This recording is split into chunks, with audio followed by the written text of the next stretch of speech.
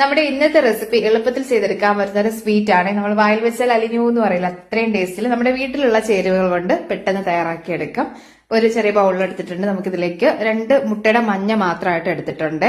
ഇനി നമ്മൾ കസ്റ്റാർഡ് പൗഡറാണ് ചേർത്ത് കൊടുക്കുന്നത്. 2.5 ടേബിൾ സ്പൂൺ കസ്റ്റാർഡ് പൗഡർ, പിന്നെ മുട്ട മഞ്ഞ ആയതുകൊണ്ട് തന്നെ കുറച്ച് നന്നായിട്ട് വാനില എസൻസും കൂടെ ചേർത്ത് കൊടുക്കുന്നുണ്ട്.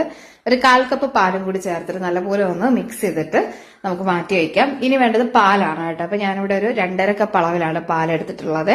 ഒരു കപ്പ് വന്നിട്ട് 250 ml ആണ് കേട്ടോ അളവ് വരുന്നത്.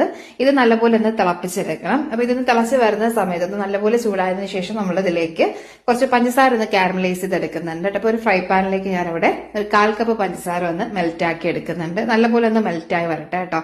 ഒന്ന് കരിഞ്ഞു പോകല്ലേ, അങ്ങനെയാണെങ്കിൽ ബിറ്റർ ടേസ്റ്റ് ഉണ്ടാവും. അപ്പൊ ഞാനിവിടെ ഈ ഒരു സോസ് പാനും ഫ്രൈ പാനും വാങ്ങിയിട്ടുള്ളത് ഇൻഡസ് വാലിയിൽ നിന്നാണ് കേട്ടോ. നല്ല ക്വാളിറ്റിയിൽ വരുന്ന ഒരു 4 പീസ് സെറ്റിന്റെ ആ ഒരു combo offer cook wear set ആണ് വന്നിട്ടുള്ളത്. ഇതിലേക്ക് സോസ് പാൻ, ഫ്രൈ പാൻ, കടായും കൂടെ വരുന്നുണ്ട് കേട്ടോ. എല്ലാം നല്ല ക്വാളിറ്റിയിൽ. ആ ഒരു ഇൻഡസ് വാലി എന്ന് പറയുമ്പോൾ തന്നെ നമുക്ക് അറിയാൻ പറ്റില്ല, ഒരു സ്റ്റെയിൻലെസ് സ്റ്റീലിന്റെ ഒരു ട്രൈപ്ലൈ ലെയേഴ്സ് വരുന്നത് കൊണ്ട് തന്നെ നല്ല ഒരു സേഫ് ആയിട്ട് നമുക്ക് യൂസ് ചെയ്യാനും പറ്റും. അതുപോലെ കുറച്ചധികം നാൾ നമുക്ക് മെയിൻറ്റെയിൻ ചെയ്യാൻ പറ്റും കേട്ടോ.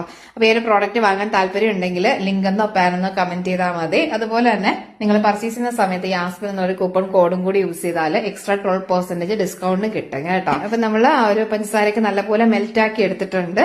ഇനി ഇതിലേക്ക് ആ ഒരു നല്ല തിളച്ച പാല് കുറച്ച് വിധമാണ് ഒഴിച്ചു കൊടുക്കാനായിട്ട് കേട്ടോ. എന്നിട്ട് നല്ലപോലെ മിക്സ് ചെയ്തെടുക്കാം.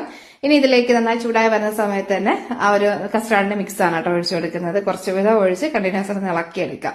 ഇതുപോലെ നല്ല തിക്കായി വരുന്ന സമയത്ത് നമ്മളൊന്ന് മാറ്റുന്നുണ്ട്. എന്നിട്ട് ടോപ്പിലേക്ക് ഞാനിവിടെ കുറച്ച് ബൂസ്റ്റും കൂടി കൊടുക്കുന്നുണ്ട്. നല്ലൊരു ടേസ്റ്റ് കിട്ടും. അല്ലെങ്കിൽ ഇൻസ്റ്റന്റ് കോഫി പൗഡർ ഉണ്ടെങ്കിൽ അതെടുത്താലും മതി. ഇത്ര അധികം ചേർക്കരുത് കേട്ടോ, കുറച്ച് മാത്രം ചേർത്താൽ മതി.